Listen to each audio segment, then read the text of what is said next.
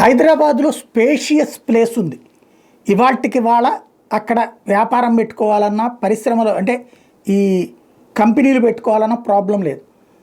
Office space అంత ఉంది, కానీ వినియోగం తగ్గింది. ఇది మనం చెప్పట్లేదు, తాజా నివేదిక చెప్తున్నటువంటి లెక్క. డౌన్ అయ్యింది ఫస్ట్ క్వార్టర్తో పోల్చుకుంటే సెకండ్ క్వార్టర్లో అన్నటువంటిది. దేశవ్యాప్తంగా టాప్ 7 నగరాల్లో ఈ ఏడాది తొలి 3 నెలల కాలంలో ఆఫీస్ వస్తువుల లీజింగ్ మెరుగైన వృద్ధిని చూస్తే హైదరాబాదు, కోల్కతాలో మాత్రం క్షీణించింది ఆఫీస్ లీజింగ్ అనేది.